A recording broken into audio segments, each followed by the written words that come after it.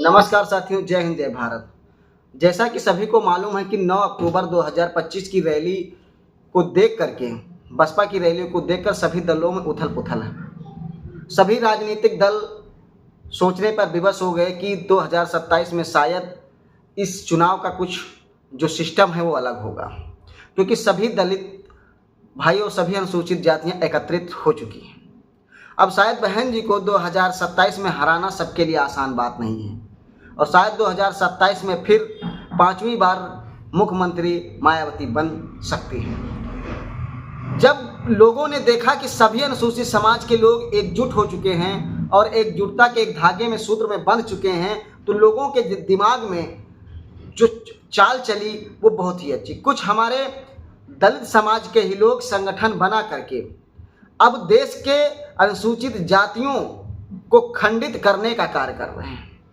कुछ ऐसे ही लोग जो टोपी लगा करके, जय महाकाल की टोपी लगा करके वो लोगों को ज्ञान देते हैं, और वो ज्ञान ऐसा देते हैं कि शायद जो समाज के लिए वो मसीहा बन रहे हैं, वो समाज उनको भली भांति जानता है कि वो क्या कर रहे हैं और किसके मतलब द्वारा उनको वो जो कार्य कराया जाता है, किसके द्वारा कराया जाता है।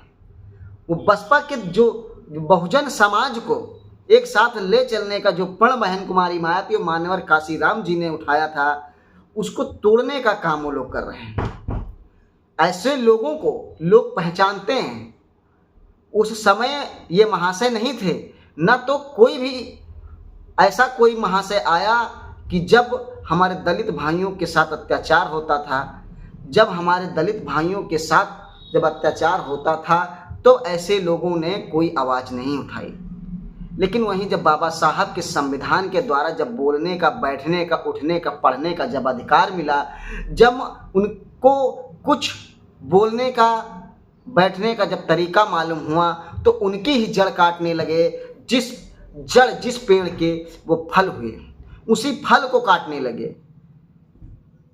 अब जरा सोचिए कि जो ऐसे लोग अपने आप को ऐसे समाज के वंशज बताते हैं, क्या यह समाज के लोग समझदार और बेवकूफ़ हैं, जिन्हें बेवकूफ़ बनाने का ठेका आपने टोपी लगा करके 10-15 लोगों को इकट्ठा करके दूसरों के कहने पर आप अपने समाज को एक दूसरे के समाज से जो तोड़ने का काम कर रहे हैं, आपको जनता जानती है और भली भांति पहचानती है।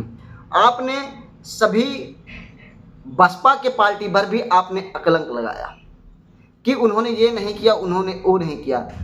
मैं बता दूं, वहाँ से आप लोगों को जो गोल गोल टोपी लगा करके आप लोगों को गुमराह कर रहे हैं ना, अगर बसपा पार्टी नहीं होती तो आपका भी अस्तित्व, पूरे दलित समाज का अस्तित्व इस भारत देश से समाप्त हो जाता, और आपके साथ या आपके बुजुर्गों के साथ क्या होता था अपने समाज से पूछ सकते हैं, या पूरा अनुसूचित समाज, ओबीसी समाज पूरा सोच सकता है और समझ सकता है किस तरीके से हम लोगों के पूर्वजों के साथ अन्याय किया जाता है।